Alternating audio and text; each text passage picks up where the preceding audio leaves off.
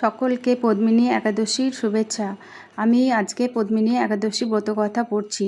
স্মার্তগণ পুরুষোত্তম মাস বা অধিমাসকে মলমাস বলে এই মাসে সমস্ত শুভকার্য পরিত্যাগ করে থাকেন, কিন্তু ভগবান শ্রীকৃষ্ণ এই মাসকে পারমার্থিক মঙ্গলের জন্য অন্য সকল মাস থেকে সর্বশ্রেষ্ঠ বলে নির্ণয় করেছেন। তিনি নিজের নাম অনুসারে এই মাসের নাম পুরুষোত্তম মাস রেখেছেন। যুধিষ্ঠির বললেন, হে জনার্দন, আমি বহু ধর্ম ও ব্রতের কথা শুনেছি। এখন পুরুষোত্তম মাসের পাপ বিনাশিনী ও পুণ্যদায়িনী শুক্লপক্ষিয়া পদ্মিনী একাদশীর কথা আমার কাছে বর্ণনা করুন, যা শ্রবণ করলে পরমপ্রদ প্রাপ্ত হওয়া যায়। ভগবান শ্রীকৃষ্ণ বললেন, দশমীর দিন থেকেই এই ব্রতের শুরু হয়। কাঁসার পাত্রে ভোজন, মসুর, ছোলা, শাক এবং অপরের অন্ন ও আমিষ দশমীর দিন বর্জন করতে হয়। পরের দিন প্রাতঃকৃত্যের পর সুগন্ধি ধূপ, দীপ, চন্দনাদি দিয়ে ভগবানের পূজা করতে হয়। রাত্রিতে জাগ্রত থেকে ভগবানের নাম গুণ কীর্তন করতে হয়। এখন এই ব্রতের একটি ইতিহাস আপনার মনোরঞ্জনের জন্য বলছি। পূর্বে পুলস্ত্য মুনি দেবর্ষি নারদকে এই ইতিহাস বর্ণনা করেছিলেন।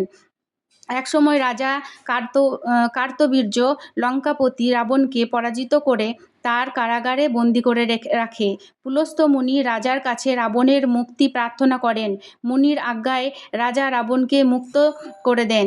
এই আশ্চর্যজনক কথা শুনে নারদ পুলস্ত্য মুনিকে জিজ্ঞাসা করেন, হে মুনিবর, ইন্দ্র সহ সকল দেবতা যেখানে রাবণের কাছে পরাজিত হয়েছিল, সেখানে কিভাবে কার্তবীর্য রাবণকে পরাজিত করলো? কৃপা করে তা বলুন। পুলস্ত্য মুনি তখন নারদের কাছে কার্তবীর্যের সমস্ত রহস্য বর্ণনা করেন। ত্রেতা যুগের হৈহয় বংশে কৃতবীর্য নামে এক রাজা ছিলেন। মহিষ্মতিপুরে তার রাজধানী ছিল। রাজার হাজার পত্নী ছিল, কিন্তু রাজ্যভার গ্রহণের মতো কোনো পুত্রলাভ রাজার ভাগ্যে হয়নি। দেবতাদের আরাধনাতেও সুফল মেলেনি তার। অবশেষে সাধুদের আজ্ঞানুসারে বিভিন্ন ব্রত পালন করলেন, তথাপি রাজা ছিলেন অপুত্রক। মন্ত্রীর ওপর রাজ্যভার অর্পণ করে তপস্যায় যাবেন বলে স্থির করলেন রাজা কৃতবীর্য। রানী মহারাজ হরিশ্চন্দ্রের কন্যা পদ্মিনী ছিলেন অত্যন্ত পতিব্রতা। স্বামীর সঙ্গে তিনিও তপস্যার জন্য মন্দার পর্বতে গমন করলেন। সেখানে তারা 10,000 বছর ধরে কঠোর তপস্যা করলেন, কিন্তু তবুও কৃতবীর্য পুত্র সুখে বঞ্চিতই রইলেন। রানী পদ্মিনী মহাসাধ্বী অনুসূয়াকে জিজ্ঞাসা করলেন, হে সাধ্বী, পুত্র লাভের জন্য আমার স্বামী 10,000 বছর তপস্যা করেও বিফল হয়েছে। এখন যে ব্রত পালনে ভগবান প্রসন্ন হন এবং অতি শ্রেষ্ঠ পুত্র লাভ হয়, এমন কোনো উপায় বিধান করুন। পদ্মিনীর প্রার্থনায় অনুসূয়া প্রসন্ন হয়ে বললেন, 32 মাস ধরে অন্তর এক অধিমাস বা পুরুষোত্তম মাস আসে। এই মাসে পদ্মিনী ও পরমা 2 একাদশী। এই ব্রত পালন করলে পুত্রদাতা ভগবান শীঘ্রই প্রসন্ন হবেন। অনুসূয়ার নির্দেশে পদ্মিনী পরম শ্রদ্ধায় এই একাদশী ব্রত পালন করলেন। সেই ব্রতে সন্তুষ্ট হয়ে স্বয়ং ভগবান গরুর বাহনে আরোহণ করে পদ্মিনীর সম্মুখে উপস্থিত হলেন। ভগবান বললেন, হে ভদ্রে, আমি প্রসন্ন হয়েছি। পুরুষোত্তম মাসের সমান কোনো মাস আমার প্রিয় নয়। এই মাসের একাদশী আমার পরম প্রিয়।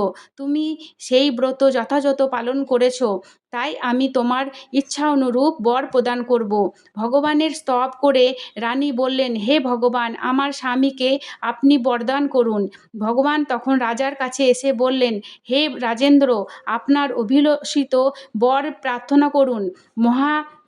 মহানন্দে রাজা বললেন, হে জগৎপতি মধুসূদন, দেবতা, মানুষ, নাগ, দৈত্য, রাক্ষস আদি কেউ তাকে পরাজিত করতে পারবে না, এমন পুত্র আমি প্রার্থনা করি। রাজার প্রার্থনা অনুসারে বরদান করে ভগবান অন্তর্হিত হলেন। রাজা পত্নীসহ নগরে ফিরে এলেন।